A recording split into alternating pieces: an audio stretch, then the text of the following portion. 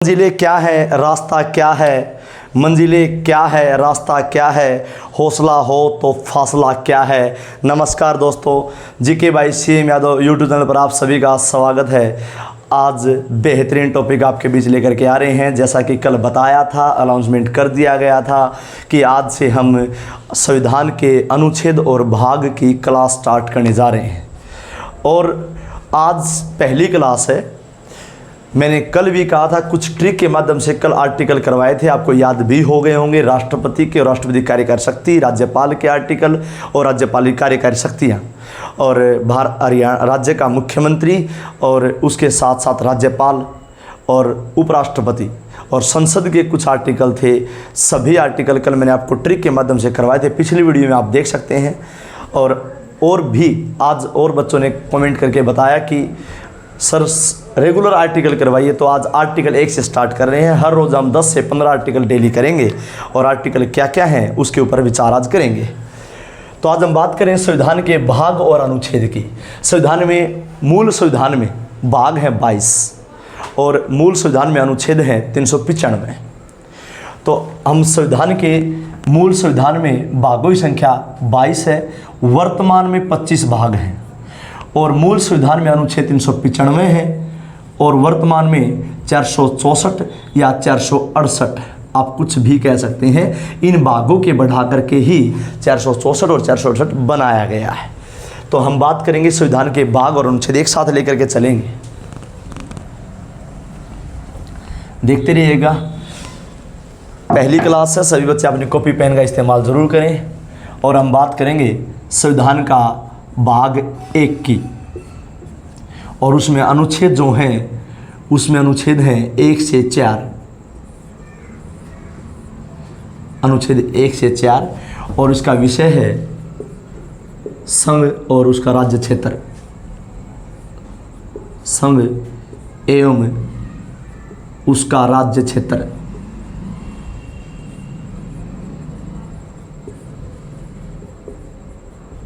चर्चा जारी रहेगी, मज़ा आने वाला है टॉपिक आपके बीच। संविधान का भाग 1 अनुच्छेद 1 से 4, संघ एवं उसका राज्य क्षेत्र। यानी अगर आपसे विषय पूछा जाए कि संघ और उसका राज्य क्षेत्र किस अनुच्छेद में है, तो कहेंगे 1 से 4 में, और ये किस भाग में है, तो भाग 1 में। तो सभी आर्टिकल आपके बीच। आर्टिकल फर्स्ट क्या कहता है, लिखिएगा। भारत अर्थात इंडिया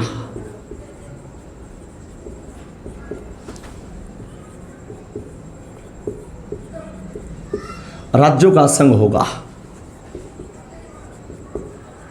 राज्यों का संघ होगा।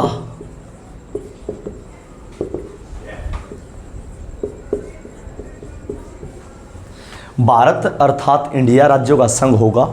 इसका मतलब क्या हुआ कि भारत या इंडिया, अर्थात या का अर्थ इस्तेमाल करता है, राज्यों का संघ होगा। देखिए पहले दोस्तों, संघ 2 प्रकार का होता है। एक तो फेडरेशन जो है उसको भी संघ कहते हैं, और एक यूनियन, उसको भी संघ कहते हैं। यानी फेडरेशन का अर्थ भी संघ होता है, यूनियन का अर्थ भी संघ होता है। लेकिन बात करें भारत की, तो भारत का जो संघ होगा उसकी जिक्र करेंगे। ये क्यों, फर्क क्या है उसमें भी तय कर लीजिएगा। क्योंकि जो फेडरेशन होता है, फेडरेशन में दोहरी नागरिकता होती है। क्या होता है, दोहरी नागरिकता होती है। और संघ में जो होता है, यूनियन जो होती है, उसमें एकल नागरिकता होती है, एकल नागरिकता होती है। यानी फेडरेशन जो है, इसका मतलब ये होता है वहाँ पर पावरफुल जो होते हैं वो राज्य होते हैं। यानी राज्य जो हैं वो मिल करके देश को बनाते हैं। राज्य जो हैं वो मिलकर देश को बनाते हैं। तो पावरफुल हुआ वहाँ राज्य। पावरफुल कौन हुआ, राज्य, क्योंकि वहाँ पर राज्यों का संविधान अलग है और देश का संविधान अलग है। ऐसे कंट्री जो होते हैं उसको बोलते हैं फेडरेशन। यानी ऐसा देश है अमेरिका, यूएसए, यानी अमेरिका जो है वहाँ पर दोहरी नागरिकता है, राज्यों का संविधान अलग है और देश का संविधान अलग है, इसलिए वहाँ दोहरी नागरिकता है और वहाँ पर फेडरेशन कंट्री बोलेंगे, ये वाली संघ अलग रहेगा। अगर मैं बात करूँ भारत की, तो भारत में जो होगा, जहाँ पर देश जो है वो राज्यों को बनाए, जहाँ देश राज्यों को बनाए, राज्यों का निर्माण करे, यानी जहाँ पावरफुल देश हो, केंद्र पावरफुल हो, संघ पावरफुल हो, केंद्र सरकार पावरफुल हो, वो कहलाएगा जहाँ देश ने राज्यों को बनाया हो। यानी यहाँ पर जो भारत की बात करें, भारत में एकल नागरिकता है और एकल नागरिकता ब्रिटेन से ली गई है प्यारे दोस्तों। अगर मैं बात करूँ भारत में, तो भारत में जैसे अभी अभी 2 जून 2014 को नया राज्य बना तेलंगाना। तो तेलंगाना राज्य बना तो भारत सरकार ने बनाया, केंद्र सरकार ने बनाया, इसका उल्लेख केंद्र सरकार ने किया, यानी पावरफुल कौन हुआ? देश। यानी तेलंगाना राज्य जो अलग किया गया आंध्र प्रदेश से, तो ये जो फैसला लिया वो संघ ने लिया, यानी यूनियन ने लिया, केंद्र सरकार ने लिया, भारत सरकार ने लिया, संसद ने लिया। तो प्यारे दोस्तों, मतलब ये समझ में आ गया कि जो भारत है वो राज्यों का संघ होगा, यानी यूनियन वाला संघ है। अगर आपसे पूछा जाए भारत की व्यवस्था कैसी है, तो संघीय व्यवस्था तो ठीक है, राज्यों का संघ है, भारत का राज्यों का संघ राज्य है, देश है, तो ऐसा कह सकते हैं। लेकिन अगर मैं बात करूं पेपर की, तो पेपर में अगर ऑप्शन में संघ हो और चौथा ऑप्शन हो इनमें से कोई नहीं, तो आप क्या उत्तर लगाएंगे? हमें नहीं पता चलता। क्यों नहीं पता चलता? क्योंकि संघ जो है ना, उसके लिए हमें अंग्रेजी वाले पेपर में जाना पड़ेगा। इंग्लिश वाले पेपर में आप जाकर के ये तय कर लीजिए कि जो संघ ऑप्शन ए दे रखा है वो फेडरेशन है या यूनियन है। अगर फेडरेशन है तो हमारा उत्तर रहेगा चौथा, जो 4 ऑप्शन है इनमें से कोई नहीं, क्योंकि भारत फेडरेशन नहीं यूनियन है। अगर हमारा ऑप्शन ए है यूनियन, तो हमारा उत्तर रहेगा ए, यानी भारत की व्यवस्था कैसी है? तो संघीय व्यवस्था है। लेकिन संघीय में इंग्लिश वाले पेपर में जाकर के आप चेक कीजिएगा तो आपको उत्तर मिलेगा जो यूनियन मिलेगा, तो भारत के लिए उत्तर सही रहेगा। अगर फेडरेशन मिले तो वो उत्तर भारत के लिए ठीक नहीं होगा, वो उत्तर गलत माना जाएगा। मुझे लगता है समझ में आ गया होगा। हमारा भारत जो है इंडिया राज्यों का संघ होगा, ये पहला आर्टिकल हमने किया। उसके बाद दूसरा आर्टिकल आपके बीच आ रहा है, एक साथ समझते जाइएगा, देखते जाइए, लिखते जाइएगा। बहुत ही बेहतरीन टॉपिक आप पढ़ रहे हैं। आर्टिकल 2, आर्टिकल 2 के बारे में लिखिएगा। नए राज्यों का भारत में प्रवेश, नए राज्यों का भारत में प्रवेश या निर्माण, यानी भारत में कोई नया राज्य प्रवेश करता है, नया राज्य बनता है, या उसका निर्माण किया जाता है, या गठन किया जाता है, स्थापना की जाती है, तो वो जो उल्लेख है वो हमारा संविधान के अनुच्छेद 2 में रहेगा प्यारे दोस्तों। अगर मैं बात करूं आर्टिकल 3 की, तो आर्टिकल 3 कहता है कि नए राज्य जो भी बनेंगे, नए राज्यों का निर्माण, नए राज्यों का निर्माण और वर्तमान राज्य,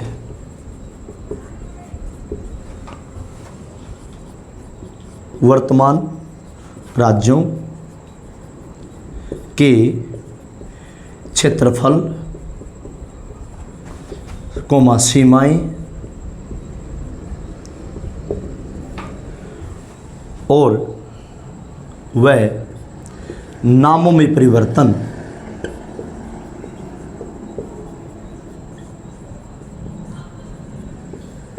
कहता है भारत में नए राज्यों का निर्माण और वर्तमान राज्यों के क्षेत्रफल, सीमाओं व नामों में परिवर्तन की जो बात की गई है, ऐसा संशोधन करना हो तो हम संविधान के अनुच्छेद 3 में करेंगे। यानी किसी राज्य का निर्माण करना है, नाम बदलना है, क्षेत्रफल कम ज़्यादा करना है, सीमा कम या घटानी बढ़ानी है, तो ऐसा काम जो होगा वो हमारा संविधान के अनुच्छेद 3 में, और यही बात संविधान के अनुसूची 1 में भी कह रखी है।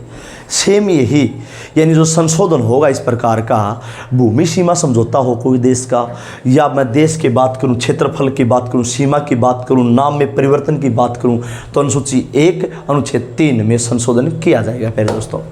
तो हमने आर्टिकल 1 से 3 कर लिए हैं। आर्टिकल 2 और 3 जो हैं आर्टिकल 2 और 3, इन दोनों आर्टिकलों को इस्तेमाल करने की शक्ति संसद के पास है। इस्तेमाल करने की शक्ति संसद के पास, इनको प्रयोग कर सकती है संसद। लेकिन आर्टिकल 4 जो है वो इम्पोर्टेंट नहीं है, लेकिन मैं आपको वैसे बता दूं, पेपर में आने का नहीं है, क्योंकि हमें संविधान में 395 अनुच्छेद करने हैं, तो सभी इंपॉर्टेंट अनुच्छेद हम करेंगे। अनुच्छेद जो 4 है वो अनुसूची 1 और अनुसूची 4 के संबंध में कुछ कहता है कि उसके अनुरूप उसके विषयों के संबंध के बारे में उसके अधीन बनाई गई विधि और कानून की प्रक्रियाएं जो है वो बताता आर्टिकल 4, लेकिन हम वो करेंगे नहीं। हम आगे बढ़ते हैं आर्टिकल 5 की तरफ। आपके बीच नेक्स्ट टॉपिक, और टॉपिक चलेगा संविधान का भाग 2, और संविधान का भाग 2 है वो है हमारा अनुच्छेद 5 से 11। अनुच्छेद 5 से 11 और विषय है नागरिकता, सिटीजनशिप, नागरिकता। पहले दोस्तों आपको बता दूं, अगर आपसे पूछा जाए नागरिकता किस भाग में है तो भाग 2 में है, नागरिकता किस अनुच्छेद में है तो 5 से 11 में है। यानी हम ये कह सकते हैं कि भारत में नागरिकता प्राप्त करने के लिए 5 तरीके हैं, प्राप्त करने के 5 तरीके और समाप्त करने के 4 तरीके हैं। भारत में नागरिकता प्राप्त करनी है तो संसद संविधान के अनुच्छेद 11 के अनुसार नागरिकता प्राप्त कर सकती है, और अनुच्छेद 10 के तहत नागरिकता समाप्त करने का प्रावधान भी है संसद के पास। तो हम कहते हैं कि नागरिकता प्राप्त करने के 5 तरीके हैं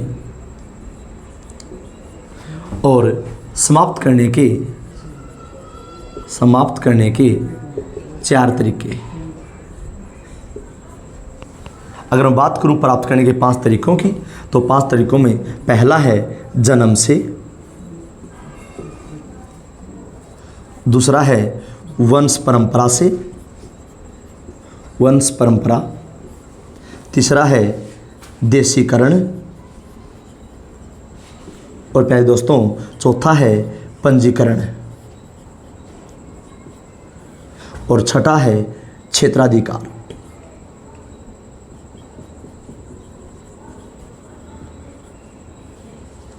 पांच तरीके आपके बीच हैं, पांचों को समझा देते हैं पहले आपको।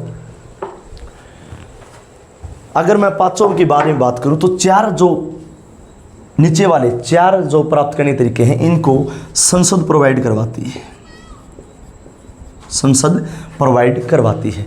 संसद जो है वो अनुच्छेद 11 के अनुसार इसको प्रदान करने का, नागरिकता से संबंधित प्रावधानों को नियमानुसार, कानून की व्यवस्था के अनुसार क्या क्या कानून है, क्या रूल है, उसके अनुसार ऐसी शक्ति रखती है संसद कि संविधान के अनुच्छेद 11 के तहत ऐसा प्रोग्राम कर सकती है। अगर मैं बात करूं तो अगर हम बात करें नागरिकता को प्राप्त करने के 5 तरीके, तो जन्म से, वंश परंपरा, देशीकरण, पंजीकरण, क्षेत्राधिकार, और नीचे वाले 4 तरीके जो है प्राप्त करने के, इनको संसद प्रोवाइड करती है और संसद नियम के अनुसार, कानून के अनुसार, विधि के अनुसार, अनुच्छेद 11 के अनुसार प्राप्त प्रदान करती है। अगर मैं बात करूं 4 तरीके समाप्त करने की, तो संसद संविधान के अनुच्छेद 10 के तहत नागरिकता समाप्त करने का प्रावधान भी रखती है, आर्टिकल 10 के अनुसार। अगर हम बात करूं समाप्त करने के तरीकों की, तो समाप्त करने के 4 तरीके कौन कौन से हैं वो आपको बता दूं। पहला तरीका, अपनी इच्छा से कोई विदेशी नागरिकता प्राप्त करने पर, स्वेच्छा, अपनी इच्छा से कोई भी विदेशी नागरिकता प्राप्त करने पर, अगर हम विदेश की नागरिकता प्राप्त करते हैं तो आप इच्छा से क्या कर सकते हैं, अपनी नागरिकता समाप्त कर सकते हैं। दूसरा है देशद्रोह के मामले में, और तीसरा है युद्ध क्षेत्र से भाग जाने पर, युद्ध क्षेत्र से भाग जाने पर।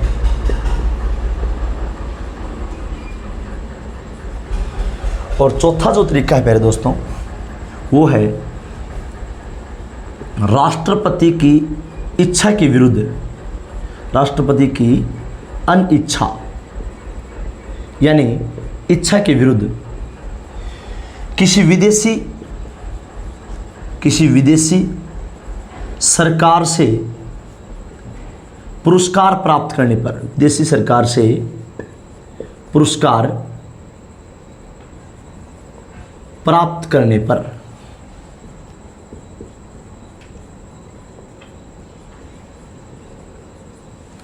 यानी 4 तरीके हैं। चारों तरीके की बात करें तो पहला है अपनी इच्छा से, स्वेच्छा से कोई भी दूसरे देश की नागरिकता प्राप्त करनी है तो हम अपनी इच्छा से समाप्त कर सकते हैं। देशद्रोह के मामले में, देशद्रोह केस में जिसके ऊपर देशद्रोह केस लग जाए, भारत के संविधान, भारत का हनन कर दे, भारत की एकता अखंडता को अगर उल्लंघन करता है, उस केस में ऐसा हो सकता है। अगर जिस व्यक्ति को जो अपने विदेशी दुश्मन देश के साथ युद्ध लड़ने से मना कर दे या भाग जाए या ऐसी स्थिति में एक्सक्यूज कर दे, उस केस में भी ऐसा हो सकता है। अगर मैं बात करूं राष्ट्रपति की इच्छा के विरुद्ध, अगर आप विदेशी नागरिकता से, विदेशी देश से, विदेशी सरकार से कोई सर्वोच्च पुरस्कार या कोई पुरस्कार प्रदान करने जाते हैं तो हमारा परम कर्तव्य बनता है राष्ट्रपति की इच्छा प्राप्त करें, पूछे राष्ट्रपति से और हम उस देश की जो है पुरस्कार है प्राप्त कर सकते हैं। अगर ये 4 कारण हैं तो इन 4 कारणों से संसद अनुच्छेद 10 के तहत हमारी नागरिकता समाप्त कर सकती है। लेकिन मैं बात करूं प्राप्त करने के 5 तरीकों की, तो 5 तरीके जो हैं इसको हम विस्तार पूर्वक जो है अगले वीडियो में समझाएंगे, क्योंकि इसको थोड़ा सा लंबा टॉपिक को बनाएंगे कि आपको और भी एक्स्ट्रा जानकारी दी जाएगी, वीडियो ज़्यादा बड़ी हो जाएगी। इसलिए 5 तरीके जो प्राप्त करने के हैं उसको फिर समझाएंगे, समाप्त करने के 4 तरीके आपको समझा दिए गए। किसी को डाउट हो कुछ तो इसके ऊपर जो 5 तरीके हैं अगली वीडियो में आप ज़रूर देखें और कमेंट करके बताएं वीडियो कैसी लगी। एक साथ आप सभी अपना बहुत ही ख्याल रखिएगा। नमस्कार, जय हिंद, जय भारत।